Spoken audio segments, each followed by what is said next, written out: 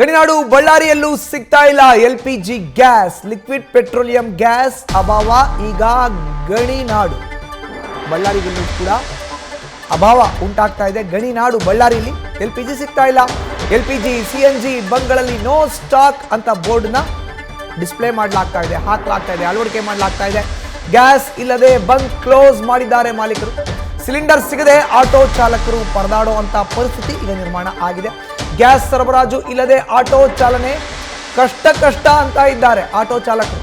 ಕೂಡಲೇ ಸಿಲಿಂಡರ್ ಸರಬರಾಜು ಮಾಡಬೇಕು ಅಂತ ನ್ಯೂಸ್ ಫಸ್ಟ್ ಮುಂದೆ ಆಟೋ ಚಾಲಕರು ತಮ್ಮ ಅಳಲನ್ನ ತೋಡ್ಕೊಂಡಿದ್ದಾರೆ.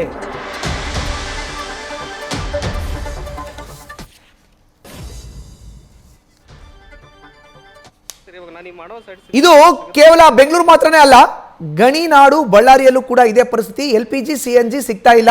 ನೋ ಸ್ಟಾಕ್ ಬೋರ್ಡ್ಗಳನ್ನ ಪೆಟ್ರೋಲ್ ಬಂಕ್ಗಳ ಮುಂದೆ ಹಾಕಲಾಗ್ತಾ ಇದೆ. ನೋಡಿ, ಟೋಟಲ್ ಗ್ಯಾಸ್ ಏಜೆನ್ಸಿ ನಾವು ತೋರಿಸ್ತಾ ಇದೀವಲ್ಲ, ಇಲ್ಲಿ ನೋ ಸ್ಟಾಕ್ ಅಂತ ಬೋರ್ಡನ್ನ ಡಿಸ್ಪ್ಲೇ ಮಾಡಲಾಗಿದೆ. ಇನ್ನು ಬಳ್ಳಾರಿಯ ಪರಿಸ್ಥಿತಿಯ ಬಗ್ಗೆ ನಮ್ಮ ಪ್ರತಿನಿಧಿ ಶಿವಾನಂದ್ ಪ್ರತ್ಯಕ್ಷ ವರದಿಯನ್ನು ಕೊಟ್ಟಿದ್ದಾರೆ, ಬನ್ನಿ ನೋಡೋಣ. ಇಸ್ರೇಲ್ ಹಾಗೂ ಇರಾನ್ ಯುದ್ಧದ ನಡುವೆ ಈಗ ಭಾರತಕ್ಕೂ ಕೂಡ ಸಾಕಷ್ಟು ಎಫೆಕ್ಟನ್ನು ತಟ್ಟಿರುವಂಥದ್ದು. ಅದರಲ್ಲೂ ಕೂಡ ಮುಖ್ಯವಾಗಿ ಕಮರ್ಷಿಯಲ್ ಸಿಲಿಂಡರ್ ಆಗಿರ್ಬೋದು, ಅಡುಗೆ ಸಿಲಿಂಡರ್ ಸೇರಿದಂತೆ ಈಗ ಎಲ್ ಪಿ ಜಿಗೂ ಕೂಡ ಸಾಕಷ್ಟು ಬರ ಬಂದಿರುವಂಥದ್ದು. ಸದ್ಯ ನಾನಿರುವಂತಕ್ಕಂಥದ್ದು ಬಳ್ಳಾರಿಯ ನಗರದ ಈ ಎಲ್ ಪಿ ಜಿ ಏನು ಬಂಕ್ ಇದೆ, ಈ ಒಂದು ಬಂಕ್ನ ಮುಂಭಾಗದ ದೃಶ್ಯವನ್ನು ನಾನು ನಿಮಗೆ ತೋರಿಸ್ತಾ ಇದ್ದೇನೆ.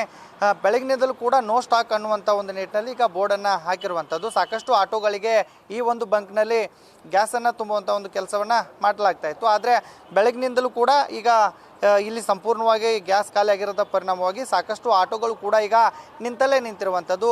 ಸುಮಾರು ಪ್ರತಿನಿತ್ಯವೂ ಕೂಡ 500 ರೂಪಾಯಿವರೆಗೂ ಕೂಡ ತಲಾ ಆಟೋಗೆ ಈ ಒಂದು ಎಲ್ ಪಿ ಜಿ ಗ್ಯಾಸ್ನಿಂದಲೇ ಸಾಕಷ್ಟು ಅಂದರೆ ಬಂಕ್ ಇದು ಗ್ಯಾಸನ್ನು ತುಂಬಿಸುವಂಥ ಒಂದು ಕೆಲಸ ಆಗ್ತಾಯಿತ್ತು. ಆದರೆ ಬೆಳಗಿನಿಂದಲೂ ಈಗ ನೋ ಸ್ಟಾಕ್ ಅನ್ನುವಂಥ ಒಂದು ನಿಟ್ಟಿನಲ್ಲಿ ಈಗ ಬೋರ್ಡ್ ಹಾಕಿರುವ ಪರಿಣಾಮವಾಗಿ ಎಲ್ ಪಿ ಜಿ ಆಗಿರ್ಬೋದು, ಸಿ ಎನ್ ಜಿ ಗ್ಯಾಸ್ಗಳಿಗೂ ಕೂಡ ಈಗ ಸಾಕಷ್ಟು ಬರ ಬಂದಿರುವಂಥದ್ದು. ಒಂದು ಕಡೆ ಆಟೋ ಚಾಲಕರಾಗಿರ್ಬೋದು ಮತ್ತು ಇಲ್ಲಿನ ಸಿಬ್ಬಂದಿಗಳಾಗಿರ್ಬೋದು ಸಾಕಷ್ಟು ಈಗ ಪರದಾಟ ನಡೆಸುವಂಥ ಒಂದು ಕೆಲಸ ಆಗ್ತಾ ಇದೆ. ಮುಖ್ಯವಾಗಿ ನಿನ್ನೆ ಅಂದರೆ 58 ರೂಪಾಯಿ ಇದ್ದಂಥ ತಲಾ ಅಂದರೆ ಲೀಟ್ರಿಗೆ ಗ್ಯಾಸ್ನ ಬೆಲೆ ಈಗ 79 ರೂಪಾಯಿಗೆ ಬಂದಿರುವಂಥದ್ದು. ಮತ್ತೊಂದು ಕಡೆ ಇದೀಗ ನೋ ಸ್ಟಾಕ್ ಅನ್ನುವಂಥ ಬೋರ್ಡ್ ಈಗ ಸಾಕಷ್ಟು ಆಟೋ ಚಾಲಕರಿಗೆ ಈಗ ನೋವನ್ನು ತಂದುಬಿಟ್ಟಿರುವಂಥದ್ದು. ಯಾಕಂದರೆ ಆಟೋ ಓಡಿಸ್ಕೊಂಡು ತಮ್ಮ ಜೀವನವನ್ನು ನಡೆಸಬೇಕಾದಂಥ ಕುಟುಂಬಗಳು ಈಗ ಬೀದಿಗೆ ಬರ್ತವೆ ಅನ್ನುವಂಥ ಒಂದು ನಿಟ್ಟಿನಲ್ಲಿ ಅಳಲನ್ನು ಇಲ್ಲಿನ ಏನು ಆಟೋ ಚಾಲಕರಿದ್ದಾರೆ ಅವರು ಕೂಡ ಈಗ ತೊಳ್ಕೊಳ್ತಾ ಇದ್ದಾರೆ.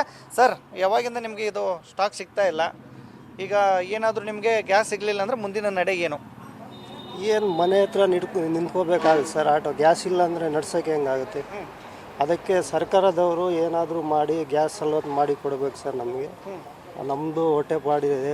ಒಂದು ದಿವಸ ಸ್ಟಾಪ್ ಮಾಡಿಬಿಟ್ರೆ ಗಾಡಿ ನಮ್ಮ ಮನೆ ನಡೆಯಲ್ಲ. ದಯವಿಟ್ಟು ಸರ್ಕಾರ ನಮಗೆ ಅನುಕೂಲ ಮಾಡಿಕೊಡ್ಬೇಕಂತ ಕೇಳ್ಕೊತೀವಿ ಸರ್. ಸರ್, ನಿಮಗೆ ಯಾವಾಗಿಂದ ಸಿಗ್ತಾ ಇಲ್ಲ ಗ್ಯಾಸ್? ಈಗ ಇವತ್ತು ಬೆಳಗ್ಗೆಯಿಂದ ಸಿಗ್ತಾನೆ ಇಲ್ಲ ಸರ್ ಗ್ಯಾಸು. ನೋ ಎಂಟ್ರಿ ಅಂತ ಬೋರ್ಡ್ ಆಗಿಬಿಟ್ಟಾರ. ಇವಾಗ ನಮಗೆ ಭಾಳ ತೊಂದರೆ ಆಗ್ತಿತ್ತು. ಇವಾಗ ಗ್ಯಾಸ್ ಇಲ್ಲ ಅಂದರೆ ಮನೆ ಮುಂದೆ ಗಾಡಿ ನಿಲ್ಲಿಸಿ ಕೂಲಿ ಕೆಲ್ಸಕ್ಕೆ ಹೋಗ್ಬೇಕಾಗ್ತದೆ ನಮಗೆ. ಹಾಂ, ನಾವು ಸ್ಕೂಲ್ ಟ್ರಿಪ್ ಹೋಗ್ತೀವಿ. ಸ್ಕೂಲ್ ಮಕ್ಕಳಿಗೆ ಭಾಳ ಕಷ್ಟ ಆಗ್ತೈತೆ. ಅದೇ ನಮ್ಮ ಸಮಸ್ಯೆ ಐತೆ. ಗ್ಯಾಸ್ ಅಲೋವ್ ಮಾಡಿದರೆ ಬೇಸರುತ್ತೆ ಸ್ವಲ್ಪ. ಇಲ್ಲಿ ಗ್ಯಾಸ್ ಬಂಕ್ನ ಸಿಬ್ಬಂದಿ ಇದ್ದಾರೆ, ಅವ್ರನ್ನೂ ಕೂಡ ಮಾತಾಡ್ತಾರೆ.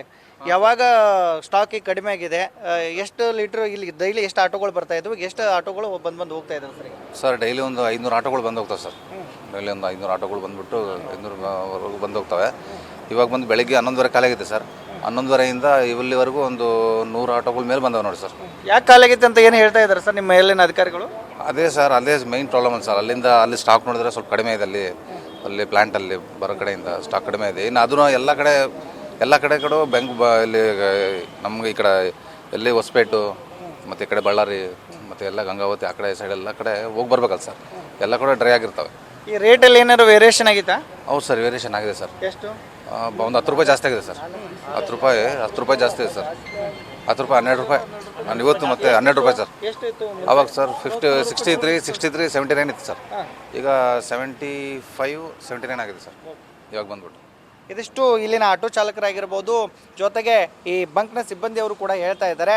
ಈಗಾಗಲೇ LPG ಯಾವಾಗ ಯುದ್ಧ ಸ್ಟಾರ್ಟ್ ಆಯಿತು ಆಗ LPG ಗ್ಯಾಸ್ನ ಬೆಲೆಯಲ್ಲಿ ಕೂಡ ಏರಿಕೆ ಆಗ್ತಾ ಇದೆ. ಮತ್ತೊಂದೆಡೆ ಆಟೋ ಚಾಲಕರಿಗೆ ಈಗ ಗ್ಯಾಸ್ ಸಿಗದೇನೆ ತಮ್ಮ ದುಡಿಮೆಯನ್ನು ಈಗ ನಿಲ್ಲಿಸಿ ಈಗ ಬೀದಿ ಬದಿಗೆ ಬರುವಂಥ, ಅಂದರೆ ತಮ್ಮ ಕುಟುಂಬಗಳು ಬೀದಿಗೆ ಬರುವಂಥ ಎಲ್ಲ ಅಳಲನ್ನು ತೋಡ್ಕೊಳ್ತಾ ಇದ್ದಾರೆ. ಇನ್ನಾದರೂ ಸರ್ಕಾರ ಎಚ್ಚೆತ್ಕೊಳ್ಬೇಕು, ಆಗ್ತಕ್ಕಂಥ ಸಮಸ್ಯೆಯನ್ನು ಸರಿಪಡಿಸಬೇಕು. ಜೊತೆಗೆ ಆಟೋ ಸಿಲಿಂಡರ್ ಆಗಿರ್ಬೋದು, ಜೊತೆಗೆ ಈ ಗ್ಯಾಸ್ LPG ಆಗಿರ್ಬೋದು, CNG ಎಲ್ಲೋ ಗ್ಯಾಸ್ಗಳೇನಿದ್ದಾವೆ ಅವುಗಳನ್ನು ಪೂರೈಕೆ ಮಾಡಬೇಕು ಅನ್ನುವಂಥ ಒಂದು ನಿಟ್ಟಿನಲ್ಲಿ ಇಲ್ಲಿನ ಆಟೋ ಚಾಲಕರು ಕೂಡ ಈಗ ಸರ್ಕಾರಕ್ಕೆ ಮನವಿಯನ್ನು ಮಾಡ್ಕೊಳ್ತಾ ಇರುವಂಥದ್ದು. ಕ್ಯಾಮ್ರಾಮನ್ ಕಾರ್ತಿಕ್ ಜೊತೆಗೆ ಶಿವಾನಂದ್ ಮದಿಹಳ್ಳಿ, ನ್ಯೂಸ್ ಫಸ್ಟ್ ಕನ್ನಡ, ಬಳ್ಳಾರಿ.